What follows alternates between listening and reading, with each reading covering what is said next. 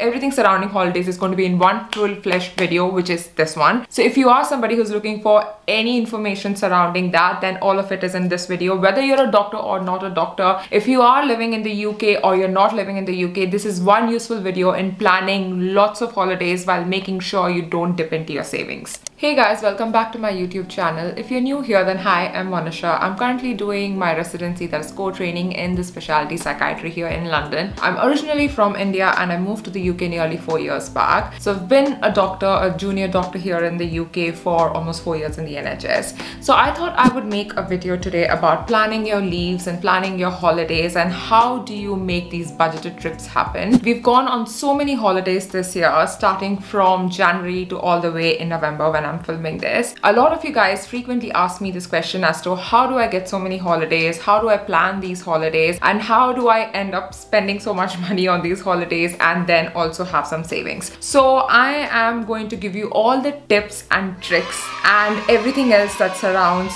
on planning your holidays as a junior doctor, on making sure that you don't spend more than that's necessary. So everything surrounding holidays is going to be in one full-fledged video, which is this one. So if you are somebody who's looking for any information surrounding that, then all of it is in this video. Whether you're a doctor or not a doctor, if you are living in the UK or you're not living in the UK, this is one useful video in planning lots of holidays while making sure you don't dip into your savings. Before we dive into this video, please make sure that you subscribe to my YouTube channel. I promise you it's not going to cost you any money and there's going to be no subscription fee. All you have to do is just go and click on that button. That also helps with the algorithm of my YouTube channel and also helps me to, kind of stay motivated and focused in putting out more content. It's sort of a cycle wherein you're hoping for some good content and I'm hoping for some kind of an interaction with you guys. So if you can go and subscribe to the YouTube channel, then it would mean a lot to me. Alright, without much further ado, let's dive into the video. Okay, so right off the bat, why are holidays important? What we don't realize is that over time, our stress and anxiety tends to accumulate. And if we don't take a break from this, then it's only going to make us feel more anxious, more stressed out, more worn out, which is feeling burnt out, which is a very real thing. When I say taking a vacation or booking a holiday, I don't mean you have to book an expensive luxury holiday of moving from one country to going to explore another one. It can mean something as small and simple as going for a walk in the park or going to a museum or having some kind of a self-care time. Anything surrounding that is a break from your vicious cycle, a break from your routine. There's also been a lot of research, and I'm going to put a screenshot of a few of the research articles wherein they have shown that people who've gone on to take regular breaks are shown to have much lesser cardiovascular risk as compared to people who haven't been taking enough of annual leaves. These breaks have shown to impact significantly your physical health, your mental health, your creativity and productivity. So the first topic is, how many leaves do you have in a year as a junior doctor? I'm not going to repeat my content because I've already made a full-fledged video about this on my YouTube channel and I'm going to link the video over here on the left side so you can go and click on that. I've talked about all different leaves that you're eligible for, whether it's annual leave or your bank holidays, and how to take days in lieu and everything surrounding that, and also how I plan my holidays, how I have these long breaks. There's like few tips in there, but I'm going to talk elaborately about that shortly. But yeah, everything surrounding how many holidays you're eligible for is in one video and you can click over here and watch that. So let's get into topic number 2. So the second topic is, how long before do we plan our holidays? Obviously there are some holidays which are kind of planned last minute, wherein we feel like we need a break and we just do a weekend getaway. The reason we plan our holidays many months in advance, sometimes it's even like 6 months in advance, but usually it's 3 months in advance, is because it's actually really cheap to look for tickets or make some bookings happen and all of that. I'll talk about the links and everything shortly further on in the video. So it's going to be really cheap if you plan it at least minimum 3 months in advance. Secondly, it's going to be really easy for you to swap if you plan far in advance. If you're a doctor watching this video, you're going to be on call or you've got duties and night shifts and weekends on call and stuff like that. So make sure you make the swap happen. So that's why we plan quite far in advance. I usually have 6 months ahead planned, so we know in the next 6 months which are the days or the weeks we are going to take an off, which then means that I would have 6 months also time on my hands to organize some swaps and things like that. Also, the reason I like to plan my year in chunks of 6 months is because obviously my rotations work in chunk of 6 months. Secondly, the other reason is because it kind of gives you an idea as to what your 6 months are going to look like. So if it's going to be stressful in the next coming weeks or months, then you have something to look forward to, that, oh, in 4 weeks time we are going to go on a holiday, or in 8 weeks time I'm going to go on a holiday. You know, the research paper I was talking about a few minutes back also conducted a study wherein they found that, you know, people's happiness level was much higher on the days leading up to the holiday and when compared to the days after a holiday. It's just something to look forward to and something to work towards. Yeah, I mean, there's research and evidence supporting the same thing. So the way I look at it is that if I have got something booked in advance, a bit far in advance, and it's just something to look forward to and makes the entire vacation worth it. Alright, so the third part comes now. You're planning a holiday, you need a visa. Again, I'm going to plug in another video shamelessly. I have made a video about Schengen visa. I'm going to put the video link up over here. We ended up getting Schengen visa for 1 year, and this was, we applied for it at the beginning of this year. Usually Schengen visa is given in chunks of months again, but honestly, I would say the reason we got such a long visa is because of my cover letter. If you want a really long Schengen visa while you are on a BR, then cover letter is the way to go. Secondly, if you are somebody who is not eligible yet to apply for Schengen visa, because you need to have worked for a certain number of months in the UK on a BRP before you apply for it, even on BRP you have visa on arrival in a lot of countries. So some of the countries here, I'll list somewhere here on the screen about, and once this screen is cleared off, you can see the countries in Europe that you can go to on BRP without a Schengen visa. Here's going to be a list of countries in the Middle East that you can go to on, you know, when you have a BRP and you're going to get visa on arrival. So there's lots of countries you can go to without having a visa if you have British residence permit. You obviously have to see which passport you have, you know, all the other prerequisites or whatever is your situation is going to be different to ours or mine. So you can look into that, what your passport is, which other countries that allow, you know, visa on arrival. There's lots of countries with Indian passport you can get visa on arrival. But if you have Indian passport plus a British residence permit, which we do, then you're going to have much more doors open to you. But if you're somebody who wants to go on like this random weekend holiday to somewhere in France or in Spain, and for that you obviously need Schengen visa. So if you want a 1 year Schengen visa, you know what to do. Go watch that video. And please don't forget to hit the like button there. Yeah, shameless plug again. This is everything to do with visa. With regards to USA, I applied for USA visa within my first 6 months of moving to the UK. This was back in 2019, and my visa arrived within 5 days, and they didn't even need much paperwork, to be honest. If you've got Indian passport and you've got British residence permit, you can apply for USA visa, and I got a 10-year visa. I wanted to put in a disclaimer here. I have never ever approached any visa agency, any kind of those companies that you have which help you with your visa. I understand if that is the way forward for you, I completely get it, but I don't see a point in paying money to someone to just get all my papers together, which I can do myself by just looking online. All the information is always available on all embassy websites, so you don't really need another person to help you with that unless there's a language barrier in reading the website. You can go a bit above and beyond like I do, and I always make sure I write a cover letter. I've talked about the cover letter so many times. This video looks like it's about the cover letter, but it's not. So the part 4 of this video is how do I plan on taking such long holidays? How have I managed to go this year? 2 weeks in April to Italy, 2 weeks in October, which was Spain and Italy again, 3 weeks to India in June, and a couple of random holidays here and there, and I still have 9 annual leaves remaining, along with a lot of bank holidays remaining as well till this rotation ends in February. So how do I manage to do this? Okay, first of all, you need to really plan well. So at the beginning of each rotation, I'm quite stressed because I'm planning our holidays, planning, you know, the vacations and swapping out of things and making sure that I'm not on call and things like that. The way you can plan it is that instead of taking just spending your annual leaves on these holidays, make sure you club your annual leaves with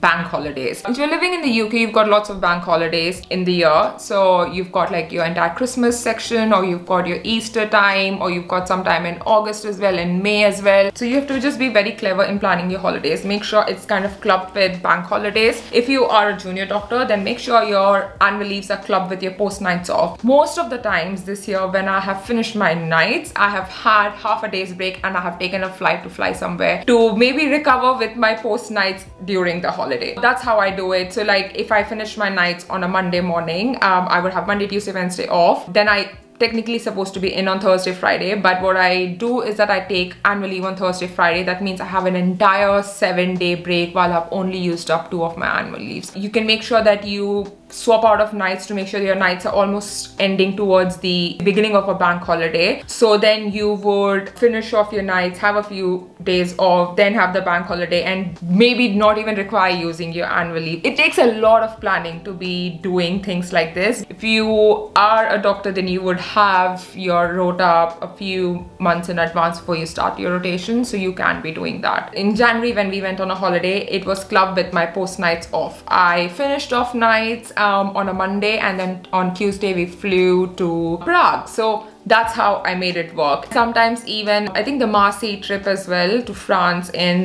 May was also post nights off. I finished nights on a Monday morning, and post nights we flew down in the afternoon to 𝐈𝐻𝐸, and we were there on Tuesday and then on Wednesday, and we came back late at night on Wednesday. So sometimes you can do these short trips to smaller places like cities which don't need more than 2 days. You can club it just within your post nights off, and you don't even need to use your annual leaves. So the topic number 5 is budgeting. When it comes to planning a holiday, the first thing me and my husband discuss is budget. We always set a budget for a holiday. It's never like, oh, we'll see how it works out or how much it works out, because it's quite far in advance. We have a budget so that we make sure we save for that, and you know, it's not that whatever salary is coming in, we are eating up that salary while traveling. So there would be a budget set. We discuss it quite far in advance. Say that, oh, if you're going for 2 weeks to Spain or to Italy, the flights should cost this much, the stay should cost this much, and this is how much we would be spending, you know, throughout the holiday. It is fine if it goes a bit up and down. Like obviously it's not going to be exactly the budget, but at least you have an idea, and if you see you're overspending, you can kind of keep yourself in check. But it is very important to have a budget. The second thing what we do is we just don't have a budget for the holiday. The second thing we do is we set budgets for the day. So we discuss that £50, for example, is what we're going to be spending in the day when we are on a holiday, which would involve, say, you know, eating, drinking and stuff like that. We do not use any sort of transportation when we are traveling, like within the place. Obviously, if you have to travel between cities, that's another thing. But say any of the cities we've traveled throughout this year, we have not once used a cab or Uber or anything in the city. We've explored it all on foot, whether it's a 40 minutes walk from where our Airbnb is, because we feel like that way you can also explore, you know, the locality, and you can see the local areas better that way, instead of taking public transport or car or a cab or whatever. Budgeting for the day is really great, and this budgeting is minus the museums or any sort of extra things that we're doing, which we also always book far in advance. I'll get to that later on. It's really good to have a daily budget, because then you can multiply it in the number of days and you make sure that you are sort of sticking to your budget. Yeah, so the next thing is when it comes to food and drinks, we shop from the local grocery stores. The reason we do that is, one, you kind of get to eat the local produce instead of, you know, sitting at a restaurant and paying for just the view or the service, which can be once in a while. So say if we are in a city for 3 days, we will maybe have 1 or 2 meals which are at, you know, restaurants, just because you sort of want to experience what it is like to sit at a restaurant there and eat, or I don't know what it is. So anyway, we do that once or twice in those 3 days we are there, but most of the times we end up eating in smaller cafes, local cafes. We go to the grocery stores, pick up grocery from there. We make sure we are making our own breakfast in our Airbnb or hotel before we go out to explore the city. So make sure you have a heavy meal right at the beginning of the day. That's what we do. We make sure we make our tea and coffee in our Airbnb instead of going to a cafe to spend that £3, £2 or whatever. Yeah, morning coffee, tea and breakfast, we make sure we just have it in our flat in the Airbnb. and then we set out for the day. Throughout the day as well, we try and go to like the local areas to have food, maybe some food markets and stuff like that, instead of going to fancy restaurants for each and every meal. So you can be saving there as well. The other thing with budgeting is that we make sure we have snacks in our bag, which again we would have picked up from grocery stores. So if evening, say in between two meals, two big meals, between lunch and dinner, you're sort of hungry, you don't want to go again spend some money in a cafe, so you can save money there as well if you've got some snacks with you. Obviously that doesn't mean like you need to deprive yourself. If you want to go to a restaurant, it's fine, but this is just what works best for us, and this is the way we save money when we are on holiday, is that we make sure we just have one meal out at a restaurant. The rest of the meals we are managing on our own, and which we don't mind doing because we quite like it. Dean likes cooking, I like cooking, so we don't have any issues. We would come back to our Airbnb and like make dinners, and it's quite nice as well to spend, you know, the evening with your partner in the Airbnb or in the hotel, you know, like open a nice bottle of wine or just, you know, watch something on television in the night instead of being out, because the later you get home, the more you're going to be spending out, like, you know, just eating or drinking or whatever, going to clubs and parties and things like that. So we sort of avoid that, because also we are at an age where we prefer sleeping early instead of sleeping at, I don't know, 2 a.m, 3 a.m, which we used to do when we were in our 20s. So this is just what works best for us. Alright, the last tip with the budgeting would be in terms of, you know, the holiday thing, is make sure you have refillable bottles, because that's another thing where you'll end up spending a lot of money, just ending up buying these 500 ml or 1 liter of plastic bottles everywhere you go. Obviously you're also saving the environment by not continuously buying these bottles and just disposing them. We usually carry a bottle like the refillable bottles we have, which we take to our work as well, so we just take that and we keep refilling it. Europe water is clean and safe to drink everywhere, whether it's any of the taps or even you have these random taps even on street corners and everything, you can refill it and drink it. It's all clean, it's all safe, so we don't end up buying mineral water bottles from a grocery store. We just carry our own.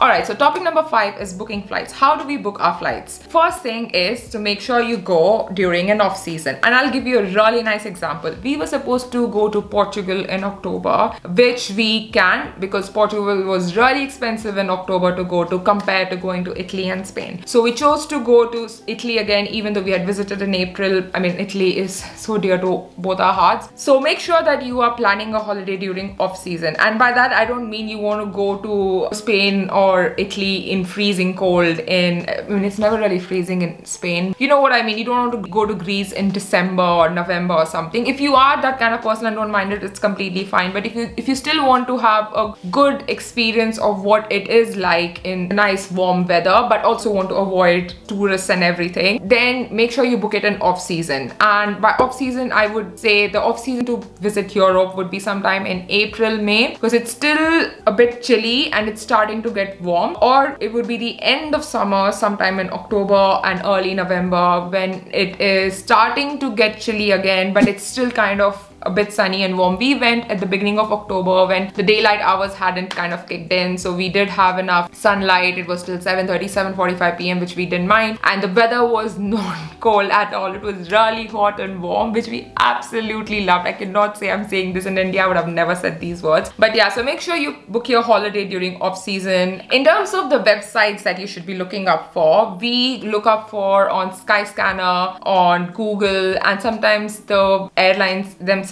have much cheaper rates than looking up on Google or on Skyscanner. When I say Google, not looking up for the website, but just on Google also has its own share of flights written over there. So you can compare, you know, which sort of city or which country is cheap and stuff like that. What I would say is that once you enter Europe, within Europe it's very cheap to travel between the countries. So what we do is, like, we look which country is the cheapest flight to fly into first. You know what I mean? Like, that might not be the place you want to explore, but if you just fly into that city and then from that city you can connect to all the countries. So within Europe the flights are dirt cheap. It's just the one flying into Europe. So we always just put London to Europe and whichever city is the cheapest to fly into, we fly into there, and from there our itinerary begins to explore the other countries. This is another thing, nobody ever talked about this when we were younger, which is collecting points on your cards. I mean, we should have started this quite early on. I mean, at least I should have started it when I was a teenager. I mean, not if you can, you should get cards which collect points, because then you can reimburse these points to buy tickets. And I'll tell you this amazing thing that we did during our recent holiday in October. So we got Amex card a few months back. You are eligible for Amex, you can apply for it online. I'll leave a link down below. If you use that and you apply for Amex, you are going to get 30-some thousand points, which means you can book tickets with that, and it's no cost, free to apply card. So you can check the link down below. So we used our Amex points in October to book our return flight from Florence to London. So it was just used on points. We didn't spend any money on it, and we got business class tickets. So you can kind of, you know, utilize these points, and you're sort of anyway going to be spending, so you might as well just spend it on this card, because then it accumulates the points. Amex points are very, very helpful. You can book flights with it, you can book accommodation with it, you can book experience with it. You can get a lot of advantage with Amex, with sort of experiences in terms of, you know, when we went for Wimbledon, we had like our own lounge area and stuff like that. It's free to sign up. Yeah, again, if you want to use Amex, I've got the link down below. If you have any other cards that you use which accumulates points, then please let me know. But so far, we've been using our Amex card for it. The next thing would be to pack light when you're traveling. Just do cabin-only flights. Your flight tickets are much cheaper than booking for added luggage. When we've gone for shorter trips, we've done cabin-only flights, and which is completely fine. When it's a longer holiday, when it's 2 weeks or 3 weeks to Europe, then we have done with just one added suitcase, which we share then. You save so much money if you just travel with cabin suitcase and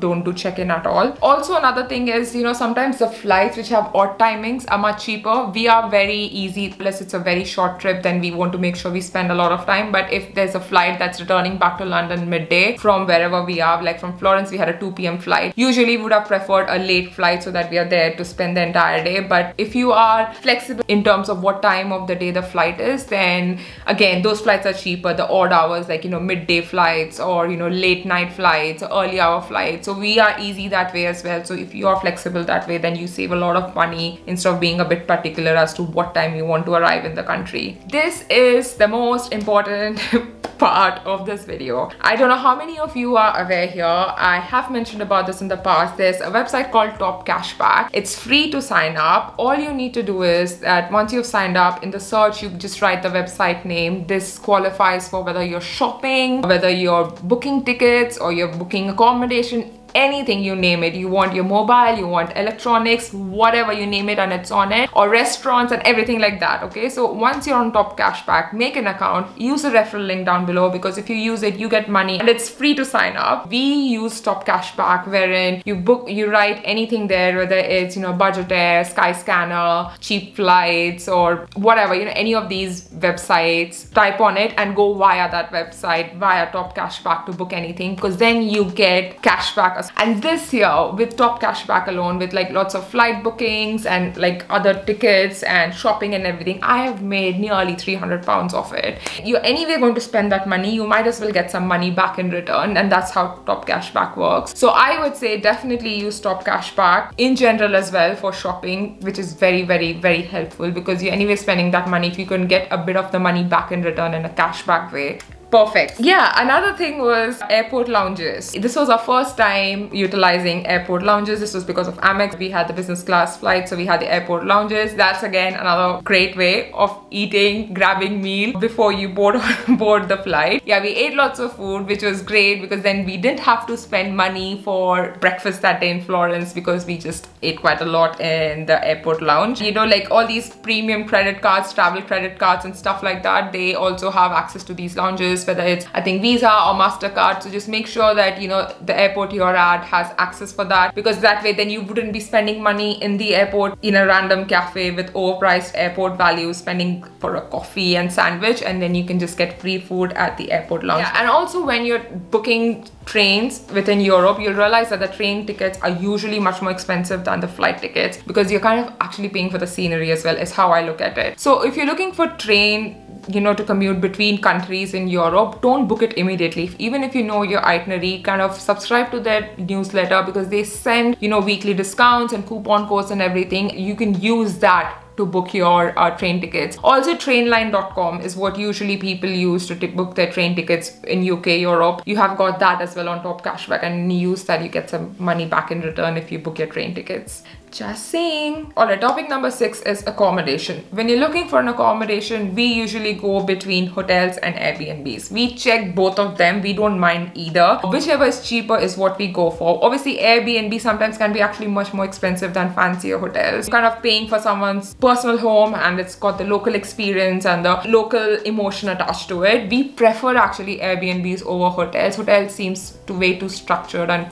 formalized for us. So always check the rates between the both, and whichever is cheaper, we go for that. Again, you can use top cashback to use any of these, hotels.com or booking.com and stuff like that. That's all there on top cashback. So you can use that to get cashback in return when you make any kind of booking. Also, the other thing is that if you're looking for a particular group or chain of hotels, then make sure that you look into their official website, because a lot of times, places like booking.com or like, your Make My Trip, hotels.com or things like that can sometimes overcharge you or overprice the hotel room, whereas the original hotel website might have it cheaper than any of these ad websites. We usually think that these ad websites have, discount or whatever. They kind of overprice it and then slash down the prices, which is still higher than what the original price is on the website. So make sure you check it all. So topic number 8 is itinerary ideas. I am someone who's usually planned itineraries in detail. I've sort of now started to relax and have a good mixture of no itinerary days as well within the holiday. But if you want to plan an itinerary, the places where I do my research is Instagram, Pinterest, Google of course, YouTube, and just read people's random blogs on Google as well. If you want me to start like a photo blog or something of all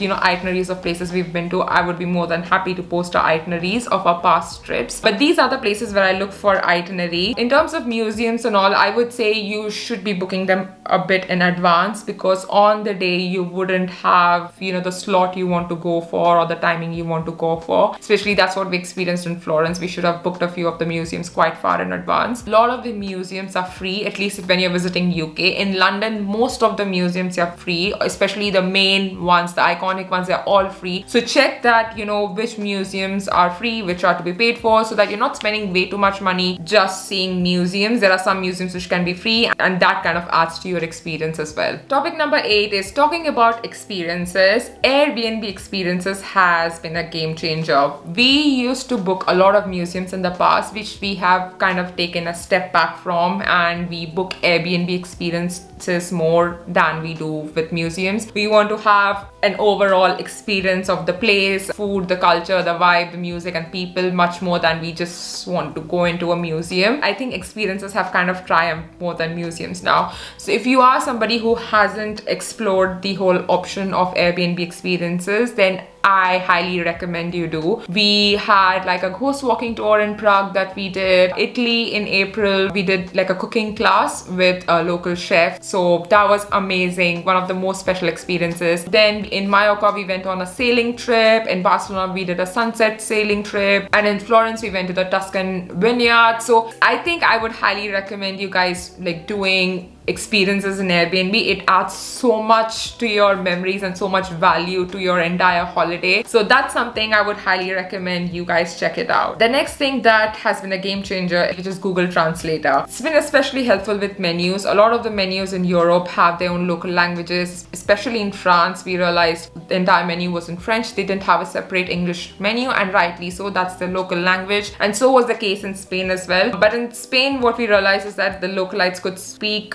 English much more than they could in France, and even actually Hungary, Budapest, we struggled with communicating. So Google Translator was a game changer. Download the app, and then you can download the language as well, English to French or whatever, English to Spanish or however. So you can download that. So Google Translator, it's an app, guys. I didn't even know that. So just make sure you download it, not just Google, sentences or whatever. And it's also very helpful in learning simple phrases and words like that to communicate with people. When we were in Italy, we just started saying like ciao ciao and grazie. It's just nice. It feels like you also feel like a localite. And when we would say that, people would think that we are from there and they would start speaking in sentences, which was funny, and they were like, no.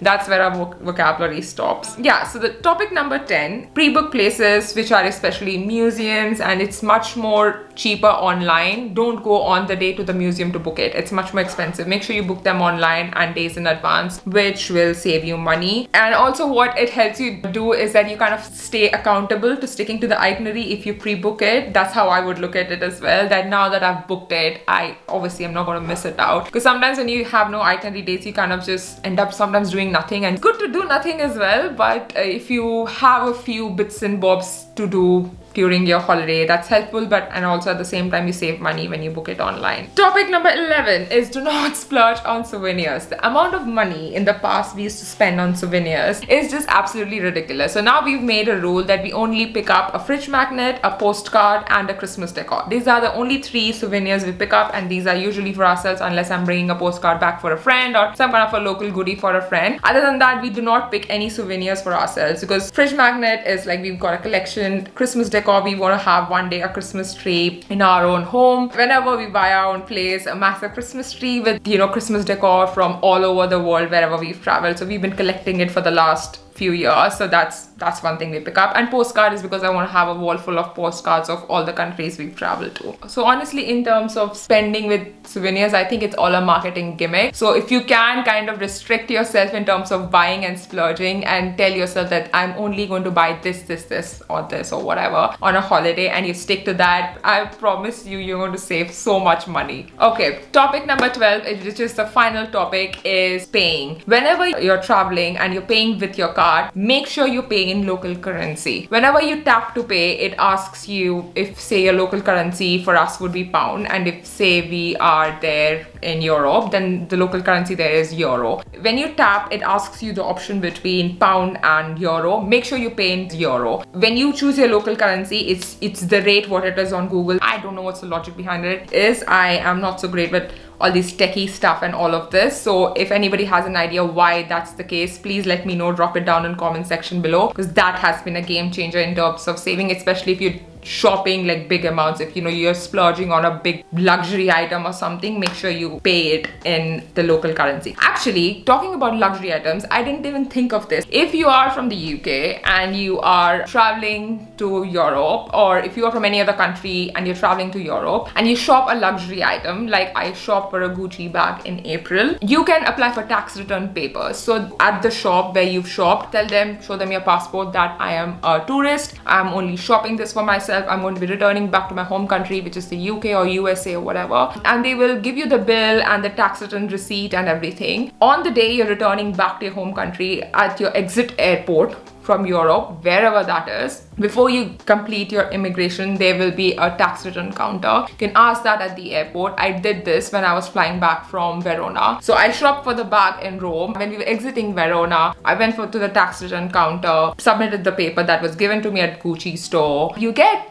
tax return on the item you've bought, so I got back some £250, like return for whatever I had spent on the bag. If you are a tourist visiting Europe, make sure if you're shopping for a luxury item, you do the tax return stuff. Yeah, that's the final tip actually in terms of saving and budgeting, and also kind of having a luxury good for yourself. So yeah, so that brings us to the end of the video. I hope you've enjoyed today's video and it's been helpful and useful for you in terms of budgeting and saving and all the tips and tricks involved in holidaying and vacationing. If you have any other tips or tricks that I haven't mentioned in today's video, then please drop it down, because I am always on the lookout for, these ideas to save money but also have a good kind of balance in between work and life. Yeah, that's the end of today's video. If you haven't yet subscribed to my channel, then please make sure you click on the subscribe button below. It pushes me to put out more content and kind of helps with my YouTube algorithm as well. So it's kind of like, support from you guys, which I'm always looking for. And I hope you're looking after yourself and your loved ones, and take care. I'll see you in the next video. Bye. Mwah.